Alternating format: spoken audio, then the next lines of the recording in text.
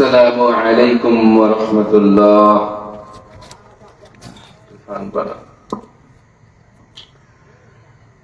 الحمد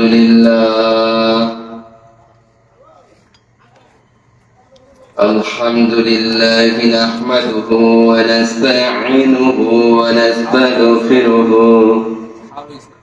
ونؤمن به ونتوكل عليه ونعوذ بالله من شرور أنفسنا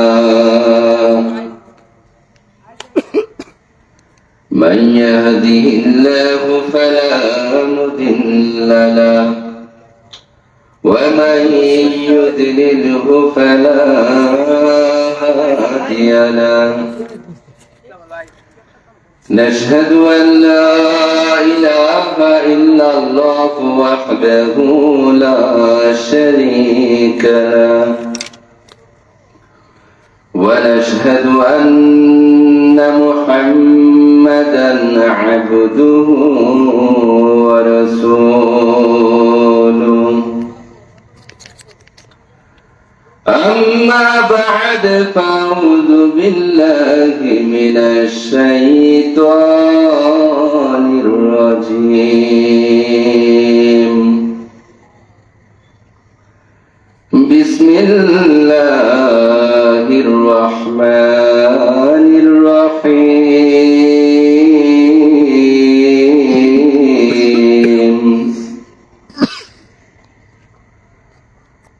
قل إن كنتم تحبون الله فاتبعوني يحببكم الله ويغفر لكم ذنوبكم والله غفور رحيم.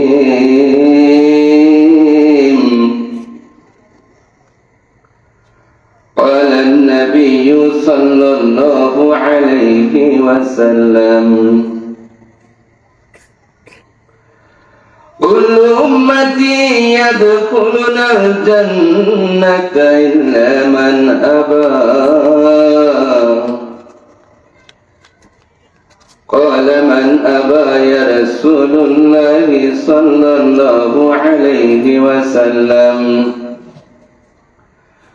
من أطاعني فدخل الجنة ومن أساني فقد أبى. وقال النبي صلى الله عليه وسلم من أحب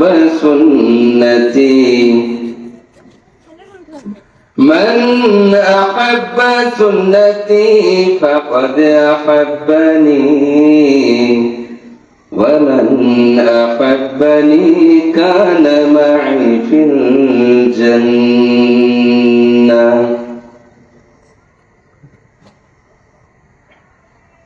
إن الله وملائكته يصلون على النبي يا أيها الذين آمنوا صلوا عليه وسلموا تسليما. اللهم صل على سيدنا ونبينا وشفينا وحبيبنا ومولانا محمد صلى الله عليه وعلى آله وأصحابه وبارك وسلم. اللهم صل على سيدنا ونبينا وشفينا وحبيبنا ومولانا محمد صلى الله عليه وعلى آله وأصحابه وبارك وسلم. اللهم صل على سيدنا ونبينا وشفينا وحبيبنا ومولانا محمد صلى الله عليه وعلى آله وأصحابه وبارك وسلم तकबीर में कलमा में नमाज़ों में अदा में तकबीर में कलमा में नमाज़ों में अदा में है नाम इलाही से मिला नाम मुहम्मद है नाम इलाही से मिला नाम मुहम्मद। এটা হলো জান্নাতের বাগান আল্লাহ রাসূল সাল্লাল্লাহু আলাইহি ওয়াসাল্লামের ভাষ্য অনুযায়ী। তার মানে এটা হাকিকতে এরকম জান্নাতের বাগান না, কিন্তু এই মজলিস জান্নাত মুখী গেছে, বলেন সুবহানাল্লাহ। ওই বাস যেরকম ঢাকামুখী রওনা করছে, এই মজলিস সরাসরি কানেকশন কোথায়? জান্নাতের দিকে। সুবহানাল্লাহ। এই জন্য এলাকাবাসী ভাই বন্ধুগণ, আপনাদের কাছে আমি অনুরোধ করব, আমরা মেহমান দূর থেকে এসেছি আপনাদের কাছে। আল্লাহ না আনলে আসতে পারতাম না, আল্লাহ না বসাইলে বসতে পারতাম না, আল্লাহ না বলাইলে বলতে পারতাম না। জান্নাতের বাগানের মধ্যে আপনারা চলে আসুন। আমরা কিছু বলি,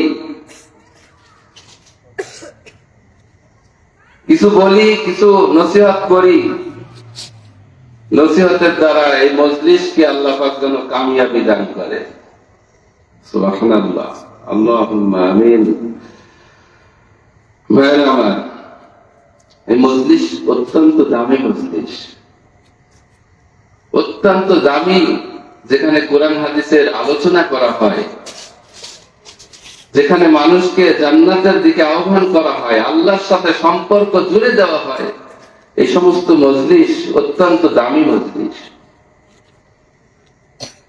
হাকিমুল উম্মাত মুজাদ্দিদুল মিল্লাত শাহ আশরাফ আলী থানভী রাহমাতুল্লাহ আলাইহি উনি বলেছেন, কেউ যদি দরদের সাথে মহাব্বতের সাথে কোরআনের মজলিসে বসে, আল্লাহর ওলিদের সোহবতে কিছু সময় বসে, তাহলে সেই মজলিসের নূরানি একটা ছাপ তার চেহারার মধ্যে লেগে যায়।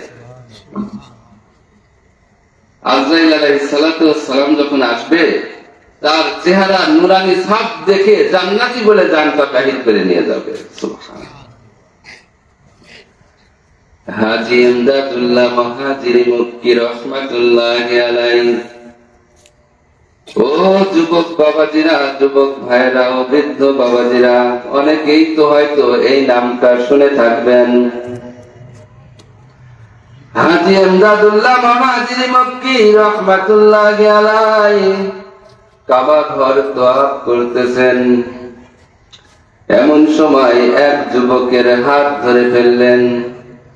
ওরে যুবক, তুমি কি কোন ওলির সন্তান? বলে না। তাহলে তুমি কি কোন আল্লাহর ওলির মুরিদ নাকি?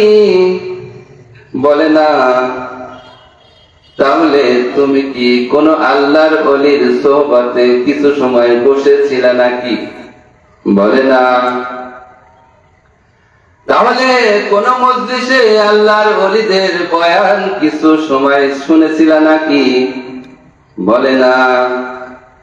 হাজী সাহেব ডাক দিয়া বলেন, যুবক, ভালো করিয়া চিন্তা করিয়া দেখো রে যুবক, কোনদিন কোন আল্লাহর ওলির মজলিসে বসেছিল কিনা? যুবক ডাক দিয়া বলে, রে হাজী সাহেব, ও হাজী সাহেব, আমি কোন ওলির সন্তান নই, আমি কোন আল্লাহর ওলির মুরিদ নই, আমি কোন আল্লাহর ওলির মজলিসে কোনদিন বসি নাই। ও হাজী সাহেব, তবে একটা ঘটনা আমার মনে পড়ে, প্রায় ১.৫ যুগ আগের কথা। আমি তখন ছোট ছিলাম, বালেক ছিলাম। আমি একদিন রাস্তার ধারে খেলা করতেছিলাম। আমি রাস্তার ধারে কয়েকজনের সাথে বল খেলতেছিলাম। হঠাৎ করিয়া একটা এলান শুনলাম। একজন এলান করে গেল, আয় কে তোরা যাবি আয়, এই পথ দিয়া শাহ ইসমাইল শহীদ বালাকোটের ময়দানে যুদ্ধ করতে। যুদ্ধের সাথে সজ্জিত অবস্থায় এই পথ দিয়া যাবেন, আয় কে যাবি আয়, শাহ ইসমাইল শহীদ রহমাতুল্লাহ আলাইহি একটু দেখা যায়। আল্লাহু আকবার। শাহ ইসমাইল শহীদ কে জানেন? আরে যারা কিতাব পড়ে ভারত উপমহাদেশের হাজার হাজার মানুষ ইসলাম গ্রহণ করেছেন, সুবহানাল্লাহ, তাজকিয়াতুল ঈমান, তার এক কিতাব পড়ে হাজার হাজার মানুষ দ্বীনের পথে চলেছেন। তেমন একজন দামি মানুষ শাহ ইসমাইল শহীদ রহমাতুল্লাহ আলাইহি। শাহ ইসমাইল শহীদ কেমন দামি মানুষ! ও যুবক ভাইরা, একটু ভালো করিয়া শোনো রে যুবক। ইসমাইল শহীদও ছিলেন যুবক মানুষ। তার নাম ছিল ইসমাইল।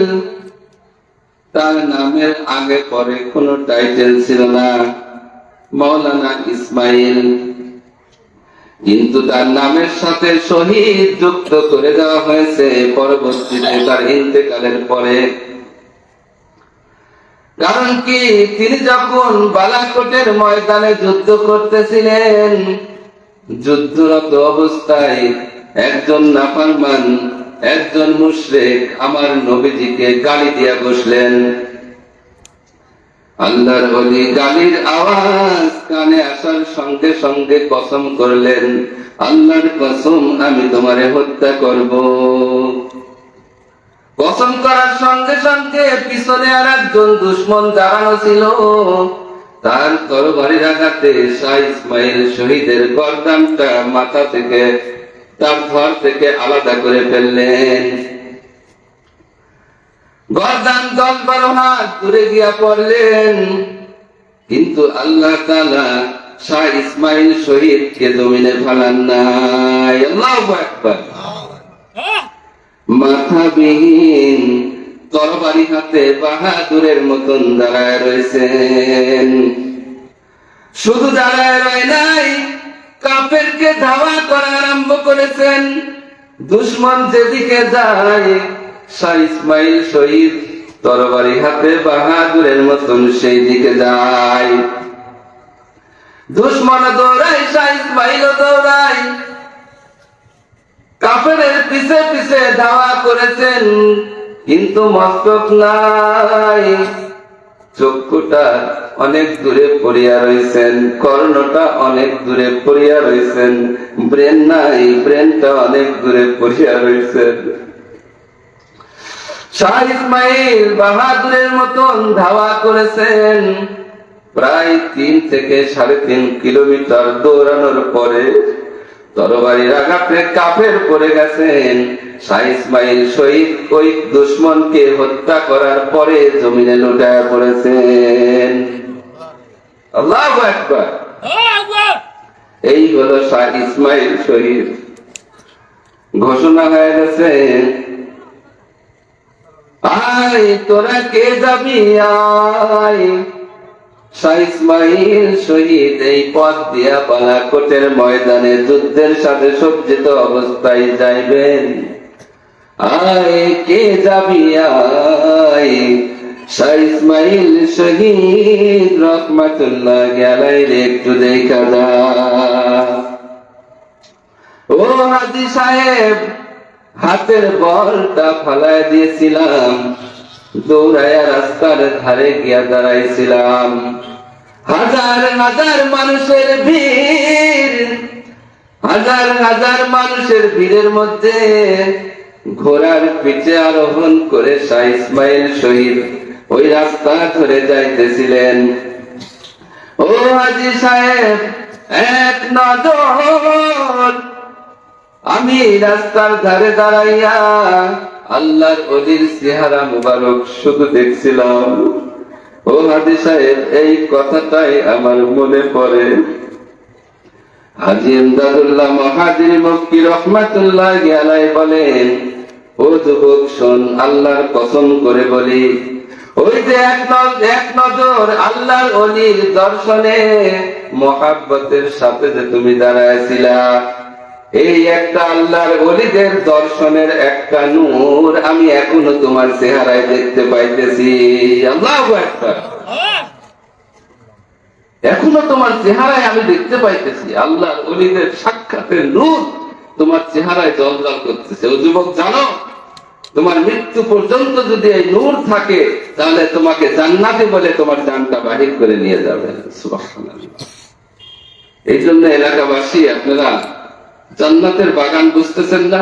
এখনো দোকানপাটে রয়েছেন, এখনো ঘরের মধ্যে টেলিভিশন দেখতেছেন, এখনো বেহুদা গল্প গুজব করতেছেন, অথচ আপনার মহল্লায় জান্নাতের বাগান কায়েম করা হয়েছেন, যেই বাগানের সাথে সরাসরি জান্নাতের কানেকশন। সুবহানাল্লাহ। কালকে তো এই বাজার থাকবে না, কালকে এই মজলিস থাকবে না, দূর থেকে আলেম ওলামা এসে বয়ানও করবে না। বছরে এক দুইবার হয়তো এরকম মজলিস হয় একটা মহল্লায়। আমি অনুরোধ করব, মেহেরবানি করে আপনারা সবাই মজলিসে চলে আসেন, জান্নাতের বাগানে চলে আসেন। মানুষ তো সবসময় দামি জায়গা চায়, নাকি বলেন? যে জায়গা দামি সে জায়গা যাইতে চায় না। হাট বাজার তো দামি জায়গা না। মেহেরবানি করে চলে আসেন।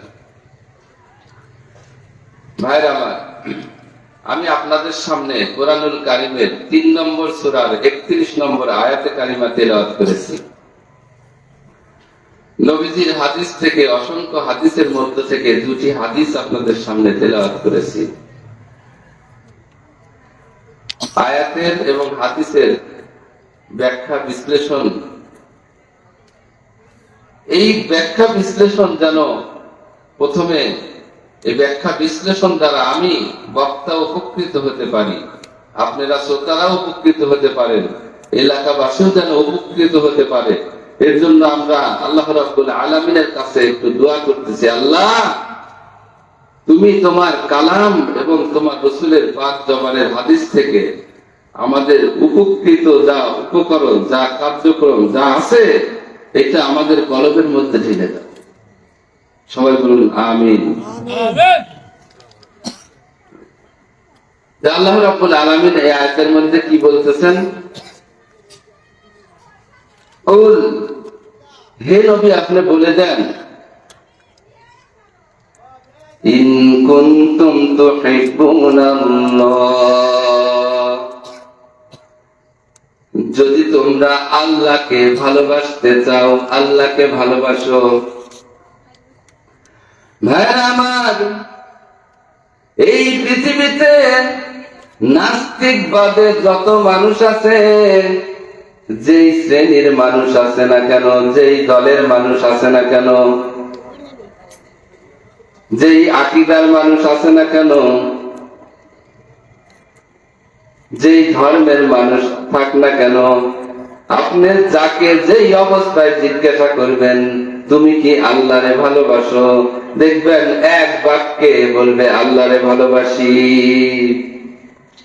খ্রিস্টানকে যদি আপনি জিজ্ঞাসা করেন তুমি কি আল্লাহরে ভালোবাসো, খ্রিস্টান বলবে হ্যাঁ অবশ্যই আমি ভালোবাসি। ইহুদিকে যদি আপনি জিজ্ঞাসা করেন তুমি কি আল্লাহরে ভালোবাসো, বলবে হ্যাঁ অবশ্যই আমি আল্লাহরে ভালোবাসি। হিন্দুকে যদি আপনি বলেন তুমি তো 33 কোটি দেব দেবীর পূজা করো, তুমি কি ভগবান রে ভালোবাসো নাকি, বলবেন হ্যাঁ অবশ্যই আমি আমার ভগবান আল্লাহরে ভালোবাসি। তাদের ভাষায় ভগবান। এইরকম যারা মুসলমান, যারা দাদা খায় মদ খায়, যে সমস্ত মানুষ সমাজের মধ্যে আছে, নাড়াঘাটি করে, গান বাজনা করে, বলেন যাকেই আপনি জিজ্ঞাসা করেন না কেন তুমি কি আল্লাহরে মহাব্বত করো, সে বলবে অবশ্যই আমি আমার আল্লাহরে মহাব্বত করি। বলবে না? হ্যাঁ, যদি মাস্তানকে যদি বলেন, যদি করতে বলেন, যদি নাফরমানকে বলেন, যদি বেপরদা মহিলাকে বলেন, এক কথায় সব মানুষ বলবে অবশ্যই আমি আল্লাহরে ভালোবাসি। ঠিক তদ্রূপ একদল মানুষ রাসূলুল্লাহ সাল্লাল্লাহু আলাইহি ওয়াসাল্লামের কাছে গিয়ে প্রশ্ন করলেন। একদল অমুসলিম নাফরমান আল্লাহর নবীকে প্রশ্ন করলেন, ইয়া রাসূলুল্লাহ, আপনি কোন আল্লাহর কথা বলেন? আমরা তো সেই আল্লাহরে মহাব্বত করি, আমরা তো তারে ভালোবাসি। তিনি সৃষ্টিকর্তা, তিনি আমাদের খাওয়ান, আমাদের পড়ান, আমাদের চলান, আমাদের কথা বলান, ঠিক কিনা? আমরা তো তাকে ভালোবাসি। এই কথার পরিপ্রেক্ষিতে এই আয়াতে কারিমা আল্লাহ পাক নাযিল করলেন, করিয়া বললেন, তোমরা যদি আল্লাহকে ভালোবেসে থাকো ফাত্তাবিউনি, তাহলে আমার রাসূলকে অনুসরণ করো। কাকে অনুসরণ করো? আমার নবীকে অনুসরণ করো। ইউহিব্বুকুমুল্লাহ, তাহলে আল্লাহ তোমাদেরকে ভালোবাসবেন। ইয়াগফির লাকুম যুনুবাকুম, এবং তোমাদের সমস্ত গুনাহ খাতাকে মাফ করিয়া দিবেন। ওয়াল্লাহু গফুরুর রহিম, নিশ্চয়ই আমি আল্লাহ ক্ষমাশীল এবং দয়ালু। সুবহানাল্লাহ। তাহলে এই আয়াতের দ্বারা আমি আপনি কি বুঝলাম? আল্লাহকে ভালো যদি বাসতে চাই, দেখেন প্রেম ভালোবাসা কিন্তু একা একা হয় না, দুইজন লাগে। যে ভালোবাসে তাকে বলা হয় আরবি ভাষায়, শরীয়তের ভাষায়, মারেফাতের ভাষায় আশিক। যাকে ভালোবাসে তাকে বলা হয় মাসুক। তাহলে একা একা কিন্তু প্রেম ভালোবাসা হয় না। একটা যুবক একটা মেয়ের প্রতি আশিক হয়েছে, মেয়েটাকে তার এত ভালো লাগছে, ভালো লাগে না, খাওয়া দাওয়া পড়াশোনা কোনো কিছু তার মন বসে না। রাতের বেলা ঘুমাইতে গেলে তার ঘুম ধরে না। কখন আমার সেই আশিকের সঙ্গে দেখা হইবে, তার সঙ্গে কথা হইবে, তারে দেখলেই অন্তরের মধ্যে শান্তি লাগে, তৃপ্তি লাগে। খাওয়া নাই, দাওয়া নাই, কখন তার আশিক স্কুলে যাবে, কলেজে যাবে, ভার্সিটিতে যাবে, যাওয়ার পথে তাকে এক নজর দেখবে। এর জন্য বাবার কথাও শোনে না, মায়ের কথাও শোনে না। মা ডাক দিছে, ও বাজান কোথায় দৌড় দিছো, একটু খানা খেয়ে যাও। বলেন না মা, খানা খাওয়ার সময় নাই। কিসের বিজনেস? কেন তোমার খানা খাওয়ার সময় নাই? কারণ কি? উনি একজন মেয়ের আশিক হয়েছেন, প্রেমে পড়ছেন, ঠিক কিনা? কিন্তু মেয়ে তাকে ভালোবাসে না, মেয়ে জানেও না। রাতের বেলা যখন যুবক যায়, পাশ থেকে একটা ছবি উঠাইছে মেয়ের, ওই ছবিটা দেখে দেখে সারা রাত পার করে, ছবিটা বুকের মধ্যে রাখে, সারা রাত দুইটা চক্ষু এক করতে পারে নাই। কিন্তু হাকিকতে তার কিন্তু মহব্বত ভালোবাসা হয় নাই, কারণ একতরফা কিন্তু ভালোবাসা হয় না। এইরকম ভালোবাসতে বাসতে একদিন ধরা পড়ে গেছে। মেয়েটি তার ভাইয়ের কাছে অভিযোগ দিয়ে বসছেন, যে ছেলেটা আমাকে ইফতিজিল করে, ডিস্টার্ব করে। তখন লোকজন দিয়া তারে পিটানি দিয়েছেন, দিয়ে হাসপাতালে পাঠাইছেন। এরকম হয় না? হ্যাঁ, একতরফা ভালোবাসার পরিণতি পায় না তো পায় না, ভালোবাসাও পায় না, সম্মানও পায় না, ইজ্জতও পায় না, সময় নষ্ট হয় বাবা মার কাছে নাফরমান বলিয়া, আল্লাহর কাছে নাফরমান বলিয়া, অযোগ্য সন্তান হিসাবে পরিগণিত হয়, ঠিক কিনা? এই রকম ঠিক আল্লাহ পাক ওই রকমই বলতেছেন, তোমরা যদি আমাকে ভালোবেসে থাকো তাহলে আমার রাসূলকে অনুসরণ করো, তাহলে তোমার ভালোবাসাটা একতরফা হবে না। ইউহিব্বুকুমুল্লাহ, আমি আল্লাহ তোমারে ভালোবাসবো। আল্লাহু আকবার। আমি আল্লাহ যখন তোমারে ভালোবাসবো, তোমার জিন্দেগীর তামাম গুনাহ আমি মাফ করিয়া দেব। সুবহানাল্লাহ। ভাইরা আমার, হাদিস শরীফের মধ্যে আল্লাহর নবী সাল্লাল্লাহু আলাইহি ওয়াসাল্লাম বলেন, কুল্লু উম্মতি ইয়াদখুলুনাল জান্নাহ, আমার প্রত্যেকটা উম্মত জান্নাতে যাবে। সুবহানাল্লাহ। আমার যত উম্মত আছে সবাই জান্নাতি, ইল্লা মান আবা, কিন্তু আবা ব্যতীত, যারা আবা তারা জান্নাতে যাইতে পারবে না। ওয়ালা মান আবা ইয়া রাসূলুল্লাহ, হে আল্লাহর রাসূল, আবা কারা? আবা আবার কি জিনিস? কারা আবা? তারা জান্নাতে যাইতে পারবে না। রাসূলুল্লাহ সাল্লাল্লাহু আলাইহি ওয়াসাল্লাম বলেন, মান আতানি ফাদাখালাল জান্নাহ, যারা আমি রাসূলকে অনুসরণ করবে তারা জান্নাতে চলিয়া যাইবে। সুবহানাল্লাহ। ওয়া মান আতানি ফাকাদ আবা, আর যারা আমি নবীকে অনুসরণ করবে না তারাই হলো আবা। কি বুঝলেন? আয়াত এবং হাদিসের আলোচনায় কি বুঝলেন? নবীকে অনুসরণ যারা করবে তারাই জান্নাতে যাইবে, আর নবীকে অনুসরণ যারা করবে না জান্নাতেও যাবে না, তারা উম্মত হবে না। তাদের নাম হবে কি? আবা। তাদের নাম হবে কি? আবা। এখান থেকে দেখেন যত মুসলমান আছে এখানে কিন্তু দুই ভাগে বিভক্ত হয়ে গেল। একদল নবীকে মানে আর একদল নবীকে মানে না। যারা নবীকে মানে, তাকে অনুসরণ করে চলে, তারা হলো জান্নাতে যাবে। আর যারা মানে না, অনুসরণ করে চলে না, অনুকরণ করে না, তারা হলো আবা, জান্নাতে যাবে না। ক্লিয়ার? কথা বলেন না কেন? ক্লিয়ার? এই সাবধানেরা, চুপ করা লাগবে। শোনা, আমি সেরকম, শোনেন, আমি এরকম কোন জোরের বক্তা না, তেমন কিছু জানি না। তবে আপনাদের আমার আলোচনা শুনতে হলে একটু মনোযোগী হইতে হবে। কোন রকম কথা বলবেন না, এদিক ওদিক তাকাবেন না, আমার দিকে তাকান।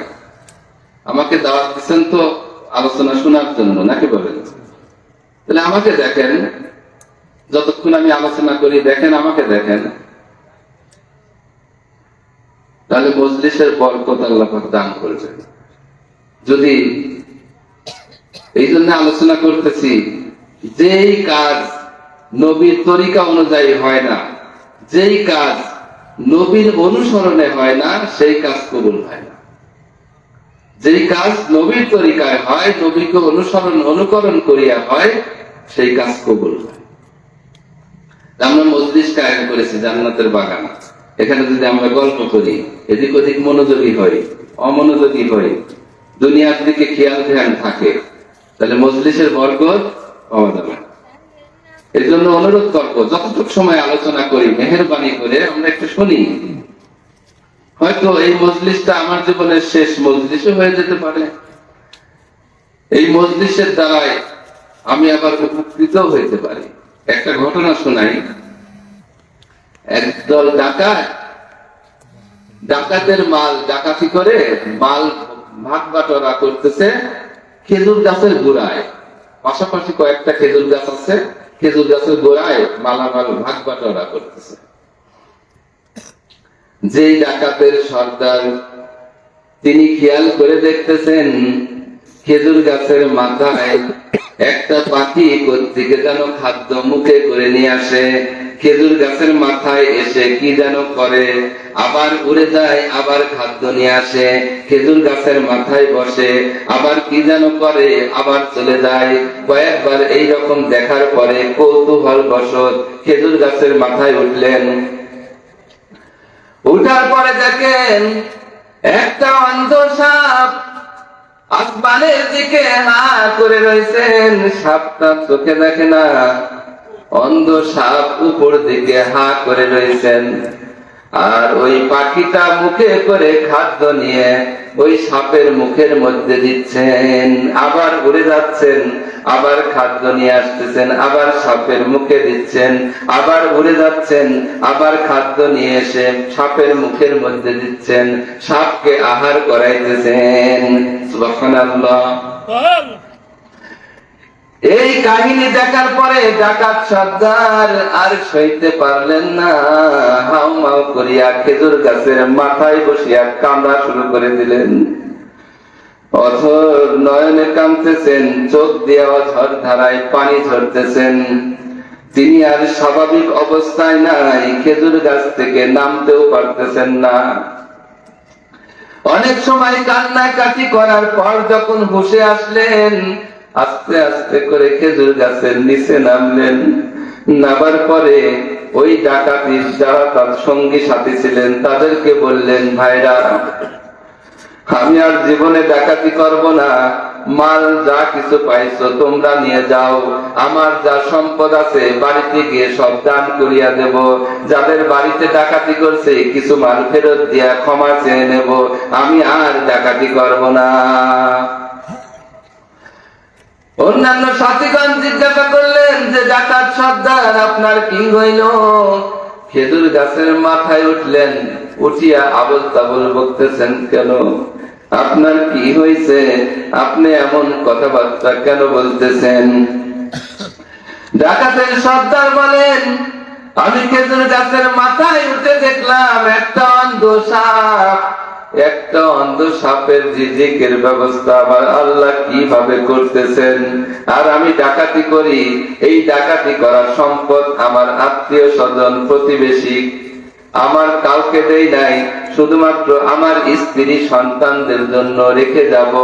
কিন্তু এই মালের জন্য যেই গোনা কামাই করতেছি, এর ভাগিদার তো আমার সন্তানও হবে না, আমার স্ত্রীও হবে না। একটা অন্ধ সাপের রিজিকের ব্যবস্থা যদি পাখির মাধ্যমে আমার আল্লাহ করাইতে পারে, আমি ডাকাতি করি, আমাকে কি আল্লাহ না খাওয়ায় রাখবেন? আমি ডাকাতের সর্দার, আমার রিজিকের ব্যবস্থা কি আমার আল্লাহ করবে না? তাহলে আমি ডাকাতি করে কেন আমার জীবনটা ধ্বংস করতেছি? একটা অন্ধ সাপকে আমার আল্লাহ কখনো না খাওয়ায় রাখে না। আমি ডাকাত সর্দার, আমাকেও তো আমার আল্লাহ না খাওয়ায় রাখবে না। তাহলে ডাকাতি করি কেন? দেখছেন, একটু এই একটা সাপের মাধ্যমে, অন্ধ সাপের মাধ্যমে ওই ডাকাত সর্দারকে আল্লাহ হেদায়েত দিয়ে দিলেন। এই জন্য আমি আপনি জানি না কোথায়, কোন জায়গায়, কোন অবস্থায়, কার জবানের কি কথায় আমি হেদায়েত পাবো, কেউ জানে না। এই জন্য মজলিসে যারা বসছি, মহাব্বতের সাথে একটু বসি, হয়তো এই মজলিসের দ্বারাই আমার হেদায়েত হইতে পারে। এই পৃথিবীতে সবচাইতে মূল্যবান জিনিস হলো হেদায়েত, এর চাইতে মূল্যবান আর কিছু হইতে পারে। এই জন্য ভাইরা আমার, একটু বসি, উপকার তো হইতে পারে। ভাইরা আমার, আল্লাহ রাসূল সাল্লাল্লাহু আলাইহি ওয়াসাল্লামকে অনুসরণ করা লাগবে। অনুকরণ কেমনে করা লাগবে? রাসূলুল্লাহ সাল্লাল্লাহু আলাইহি ওয়াসাল্লাম যেইভাবে খানা খাইছে, আমার আপনার সেইভাবেই খানা খাওয়া লাগবে।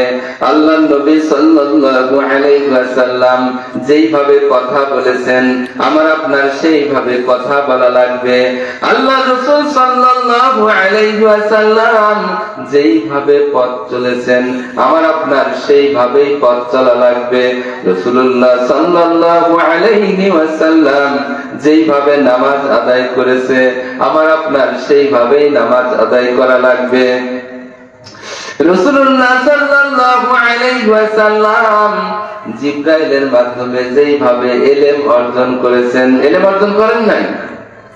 আমার আপনার সেইভাবেই ইলম অর্জন করা লাগবে। আল্লাহর হুকুম অনুযায়ী চলার জন্য ইলম হইল গুরুত্বপূর্ণ, গুরুত্বপূর্ণ না? এক কথায় ঘুম থেকে ওঠা থেকে শুরু করে সারাদিন আমি আপনি যেই কাজই করব না কেন, কাজ করব, যা কাজ করব না কেন, সব কাজ হবে নবীর মতন। সব কাজ কার মতো হবে? রাসূলুল্লাহর মতো হবে। ঘুমাইবো কার মতো? রাসূলুল্লাহর মতো। ঘুম থেকে উঠবো কার মতো? রাসূলুল্লাহর মতো। পেশাব পায়খানা করবো, ইস্তেঞ্জা করবো কার মতো? রাসূলুল্লাহর মতন। বিবিদের সঙ্গে কথা বলবো কার মতো?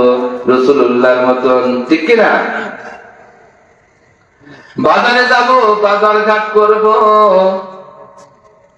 কর্মে যাব, কাজকর্ম করব কার মতন? রাসূলুল্লাহ সাল্লাল্লাহু আলাইহি ওয়াসাল্লামের মতন। কথা বলবো কার মতন? রাসূলুল্লাহ সাল্লাল্লাহু আলাইহি ওয়াসাল্লামের মতন। একজন ইহুদি মসজিদে নববীর ভিতরে এসে প্রস্রাব করছেন। ওমর ফারুক রাদিয়াল্লাহু আনহু তরবারি বের করছেন। কি বের করছেন? তরবারি বের করছেন। রাসূলুল্লাহ সাল্লাল্লাহু আলাইহি ওয়াসাল্লাম ওমরকে থামায় দিলেন, ওমর থামো, কাজ শেষ করতে দাও। যখন প্রস্রাব করা শেষ হইল, রাসূলুল্লাহ সাল্লাল্লাহু আলাইহি ওয়াসাল্লাম কাছে ডাকলেন, এই যে এইদিকে শোনো, এই জায়গায় আমরা নামাজ পড়ি, এইটা হলো আমার ইবাদতের জায়গা, আমরা সবাই এই জায়গায় ইবাদত করি, এই জায়গা প্রস্রাব করার জায়গা না, তুমি এই রকম কাজ আর কখনো করবা না। এই উত্তম আচরণ দেখে ওই লোকটি সঙ্গে সঙ্গে কালেমা পড়ে মুসলমান হয়ে গেল। আমি আপনি হলে তো পিটানি দিতাম আগে, ঠিক কিনা? হ্যাঁ, তাহলে আমার কথা, আমার আচরণ বিধি হচ্ছে না ভাই, আমাদের চলাফেরা হচ্ছে না, পোশাক পরতেছি নবীর মতো পরতেছি না, দাড়ি রাখতেছি না, জুব্বা পরতেছি না, টুপি পরতেছি না, আমাকে রাসূলুল্লাহর মতো সাজাচ্ছি না। আমি কার মতো আমাকে সাজাচ্ছি? আর্জেন্টিনার মতো, ব্রাজিলের মতো, অমুক নায়কের মতো, অমুক নায়িকার মতো, ঠিক কিনা? মেসি যেভাবে চুল কাটে আমরা ওইভাবে চুল কাটতেছি, এরকম হয় না? নেইমার নাকি বলে, উনি যেভাবে চুল কাটে ওইভাবে ওই কাটি। পোশাক করতেছি কার মতো? আর্জেন্টিনার পোশাক, ব্রাজিলের পোশাক, নায়ক নায়িকাদের পোশাক, বিভিন্ন পোশাক বের হয়েছে, আমি এত নাম জানি না, টেলিভিশনে দেখে দেখে ওইসব পোশাক মেয়েরা বানাচ্ছে, দেখি না? কেন এই কাজটা তুমি কেন করতেছো? তুমি কেন রাসূলুল্লাহ সাল্লাল্লাহু আলাইহি ওয়াসাল্লামের মতো নিজেকে সাজাও না? এই পৃথিবীতে আল্লাহর নবীর সমকক্ষ কোন মানুষ আছে?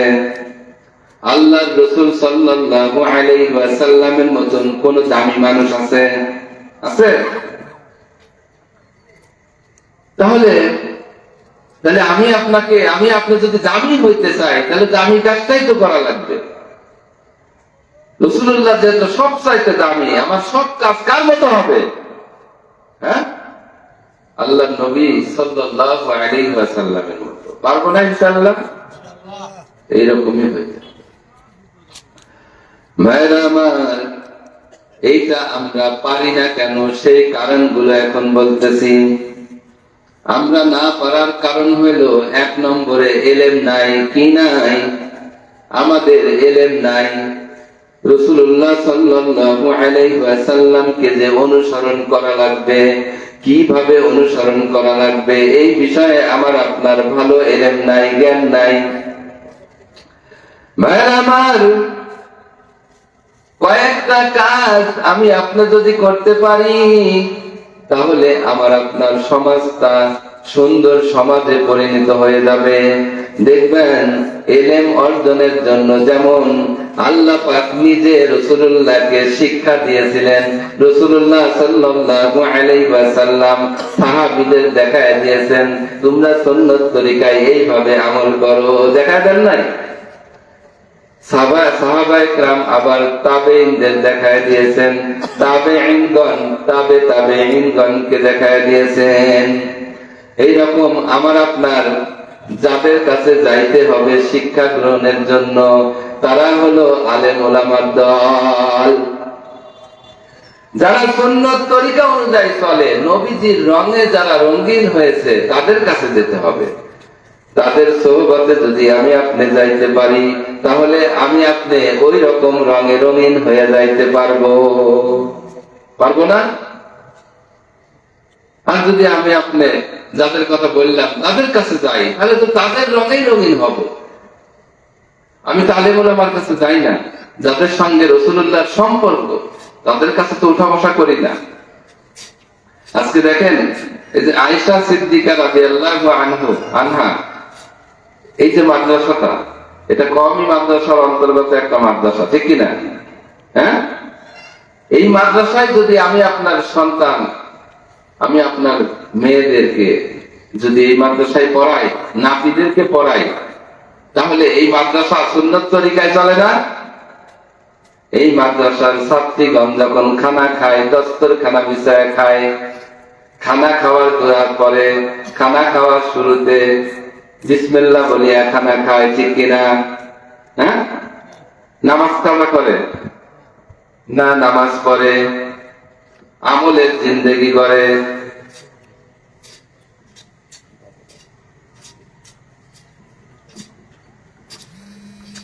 ভাইরা আমার, এইরকম আমি আপনি যদি সন্তানকে কওমি মাদ্রাসায় দেই, তাহলে আস্তে আস্তে আমার আপনার সন্তান কিন্তু নবীর তরিকা অনুযায়ী চলা শিখবে, ইলম অর্জন করবে। আল্লাহ রাসূল সাল্লাল্লাহু আলাইহি ওয়াসাল্লাম কেমন করিয়া ঘুমাইতেন, কওমি মাদ্রাসায় ওইটা শিক্ষা দেওয়া হয়। আমার আপনার সন্তান ওই রকম ভাবে সুন্নত তরিকায় ঘুমানো শিখবেন, সুন্নত তরিকায় ওযু গোসল শিখবেন, ঠিক কিনা? যখন এই সন্তানগুলো বাড়িতে আসবেন, যখন দেখবেন আমার বাবা সুন্নত তরিকায় চলে না, দেখবেন সন্তানরা কওমি মাদ্রাসায় যারা পড়ে, তারা কিন্তু তার পিতা মাতাকে তালিম দেয়, ভাই থাকলে ভাইকে তালিম দেয়, বোন থাকলে বোনকে তালিম দেয়। তোমার খানা খাওয়া হচ্ছে না, তোমার ঘুম যাওয়া হচ্ছে না, তোমার এই কাজ হচ্ছে না, বলে কি বলে না? এই জন্য এই সমস্ত মাদ্রাসায় আপনারা আপনাদের সন্তান দিবেন। জেনারেল শিক্ষিত করে লাভ আছে? এই শিক্ষা, এই জেনারেল শিক্ষাটা এসেছেন মানুষের আবিষ্কৃত, মানুষের থেকে, আর এই মাদ্রাসা শিক্ষাটা এসেছেন সরাসরি আল্লাহ থেকে। সুবহানাল্লাহ। এই জন্য মাদ্রাসায় দিবেন। 2 নম্বরে আর একটা কারণ, আমরা সুন্নত তরিকায় চলতে পারি না। কেন চলতে পারি না?